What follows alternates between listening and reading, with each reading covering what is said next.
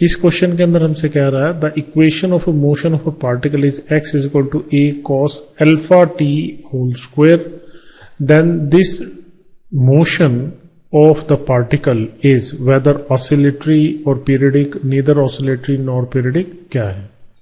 तो हमें periodic functions की definition से पता है, suppose we have a function ft and this function is periodic for time period t and it will be periodic only when it repeats its value after fixed interval t।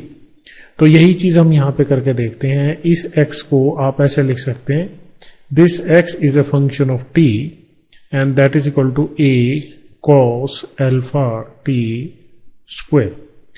तो अब आप इसको ऐसे लिखिए t plus t, so that is equal to a cos alpha t plus t square.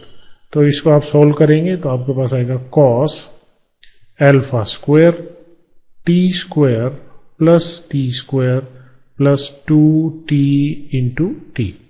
ठीक है, अब ये वाली वैल्यू ये वाली वैल्यू इस वैल्यू के बराबर नहीं आएगी। ठीक है, आप कोई भी रैंडम वैल्यू पुट करके देख लें चाहे। So these two are not same means the values will not be equal. This means this function is not periodic over time t और दिस टाइम पीरियड t। तो ये जो फंक्शन है ये पीरियडिक फंक्शन नहीं है, क्योंकि इस फंक्शन की जो वैल्यू है वो एक फिक्स टाइम पीरियड के बाद रिपीट नहीं कर रही है। ठीक है, दूसरा, अगर ये पीरियडिक नहीं है ये तो क्लियर हो गया। अब ये ऑसिलेटरी है कि नहीं है, तो अब आप यहां पे देखें कि ये कॉस फंक्शन है, इसको आप ऐसे लिख सकते हैं a cos z। तो अब cos की जो वैल्यू है वो प्लस माइनस 1 के बीच में फ्लक्चुएट करती है, बट यहाँ पे t और अल्फा के बारे में क्लियर नहीं है अल्फा क्या है।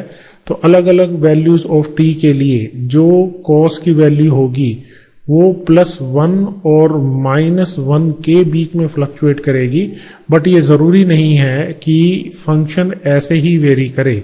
हो सकता है इस तरह की कोई वेरिएशन आ जाए, जो भी वेरिएशन होगी वो एक्सट्रीमिटीज के बीच में क्या करेगी, लाई करेगी। तो ये फंक्शन पीरियडिक तो नहीं है, ये बात तो क्लियर है। ठीक है, तो इस तरह का ब्लैक ग्राफ जो ये लाइन है इस तरह से तो आएगी नहीं, तो कोई भी रैंडम वैल्यू होगी और वो वैल्यू प्लस 1 और माइनस 1 के बीच में फ्लक्चुएट करती रहेगी। ठीक है, तो ये फंक्शन ऑसिलेटरी तो हो सकता है बट पीरियडिक नहीं होगा। So the correct option is option C.